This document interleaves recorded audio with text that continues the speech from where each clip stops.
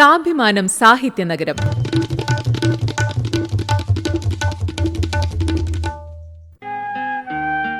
സ്മൃതി. മിഠായി തെരുവും പുസ്തക പ്രസാധകരും. ഓർമ്മക്കുറിപ്പ് തയ്യാറാക്കിയത് KF ജോർജ്. മധുര പലഹാരങ്ങളുടെ കേന്ദ്രമെന്ന നിലയിൽ പേരെടുത്ത മിഠായി തെരുവ് ഒരു കാലത്ത് മലയാള സാഹിത്യകൃതികളുടെ പ്രധാന അച്ചടി കേന്ദ്രം കൂടിയായിരുന്നു. സാഹിത്യ പ്രവർത്തക സഹകരണ സംഘവും നാഷണൽ ബുക്ക് സ്റ്റാളും ആരംഭിക്കുന്നതിനു മുമ്പ് കേരളത്തിലെ പ്രശസ്ത എഴുത്തുകാരുടെ രചനകൾ ആദ്യമായി അച്ചടിമഷി പുരണ്ടത് മിഠായി തെരുവിലെ പ്രസാധകരിലൂടെയാണ്. ഉറൂബ്, SK പൊറ്റക്കാട്ട്, കുട്ടിക്കൃഷ്ണമാരാർ, തിക്കോടിയൻ തുടങ്ങിയ കോഴിക്കോടൻ സാഹിത്യകാരന്മാരുടെ മാത്രമല്ല, Vallathol, Changampuzha, Ulloor, Kumaranasan, P. Kunhiraman Nair, MP Paul, Kuttamath, AD Harisharma, Nalankal തുടങ്ങിയ പ്രശസ്തരുടെ കൃതികളും ആദ്യം പ്രസാധനം ചെയ്തത് കോഴിക്കോട്ടാണ്. NBS പ്രസാധനം ചെയ്യാനുള്ള അവകാശം ഗ്രന്ഥകർത്താക്കൾ അവർക്ക് കൊടുക്കുകയാണുണ്ടായത്.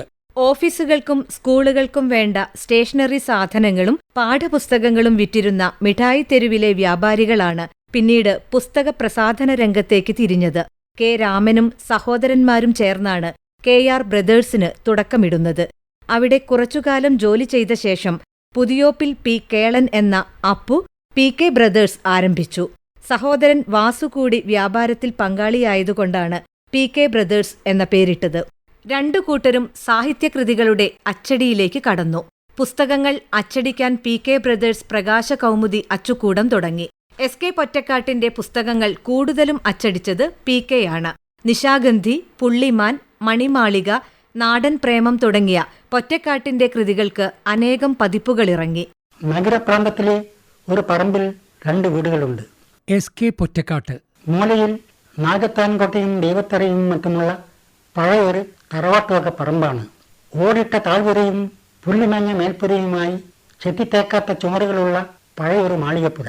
അതിൽ തറവാട്ടുകാരനവർ രാമൻ പാഠപുസ്തകമാക്കിയ തച്ചോളിയോദയനൻ KR ബ്രദേഴ്സാണ് പ്രസാധനം ചെയ്തത്.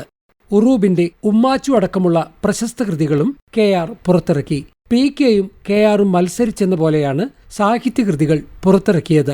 SK, P. Kunhiraman Nair, Kunjunni master, Thikkodiyan തുടങ്ങിയവരുടെ പ്രിയ താവളങ്ങളായിരുന്നു ഈ പ്രസാധനശാലകൾ.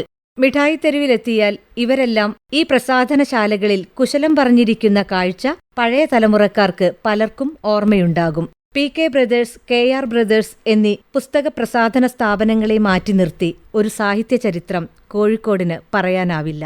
1977 കൊച്ചിയിൽ നിന്ന് ഞാൻ കോഴിക്കോട്ട് എത്തിച്ചേർന്നു. പ്രശസ്ത പത്രപ്രവർത്തകനും എഴുത്തുകാരനുമായ KC നാരായണൻ. അപ്പൊ ഞാൻ വന്നത് തന്നെ സൈക്കോ എന്ന് പറയുന്ന മാസികയുടെ ഓഫീസിലേക്കാണ്. അവിടെ എന്നെ അത്ഭുതപ്പെടുത്തിയ ഒരു കാഴ്ച, അവിടെ ഇങ്ങനെ ആളുകൾ വന്നു പോകുന്നു. അന്ന് പ്രശസ്തരാവാൻ തുടങ്ങുന്ന പുതിയ തലമുറയാണ്. അസംഖ്യം ആളുകൾ പുറത്തുണ്ട്. പക്ഷെ ഇതല്ല, ഇത് അവർക്ക് ശേഷം വരുന്ന വേറൊരു തലമുറയാണ്. ഈ തലമുറയിൽ നിന്ന് പകർന്ന ഊർജം ചെറുതായിരുന്നില്ല. അവിടെ നടക്കുന്ന സംവാദങ്ങൾ, ഇന്റലക്ച്വലായ ചർച്ചകൾ, അതിന്റെ ഉപോൽപ്പന്നമായിട്ട് അവിടുന്ന് സിനിമകൾ ഉണ്ടാവുകയാണ്. അപ്പൊ ഇനിയും മരിച്ചിട്ടില്ലാത്ത നമ്മൾ എന്നൊരു സിനിമ അവിടുന്ന് ഉണ്ടാവുകയാണ്. ചിലപ്പോൾ അവിടെ കടമ്മനിട്ട രാമകൃഷ്ണൻ വരും. കടമ്മനിട്ട രാമകൃഷ്ണന്റെ സമ്പൂർണ്ണ കൃതികൾ ഈ ചെലവൂർ വേണു എന്നുള്ള സൈക്കോവിന്റെ പത്രാധിപർ മാതൃഭൂമിയിൽ അച്ചടിച്ച് പുസ്തകമാക്കി ഇറക്കുന്നുണ്ട്. നിരന്തരമായിട്ടുള്ള ആശയ സംവാദത്തിന്റെയും അതുണ്ടാക്കിയ ഊർജത്തിന്റെയും മധ്യത്തിലാണ് ആ സൈക്കോ ഓഫീസിൽ ഞാൻ ഒരു 84 വരെ ജീവിച്ചത്. ആ അന്തരീക്ഷത്തിൽ നിന്നാണ് ആദ്യത്തെ ഇന്റർനാഷണൽ ഫിലിം ഫെസ്റ്റിവൽ കോഴിക്കോട് നടക്കണം 81.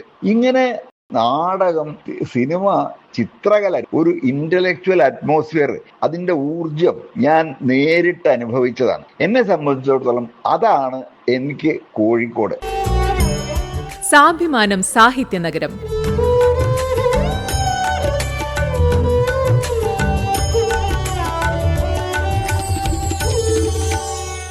സാഭിമാനം സാഹിത്യനഗരം ഇനി ബുധനാഴ്ച രാവിലെ 7:10.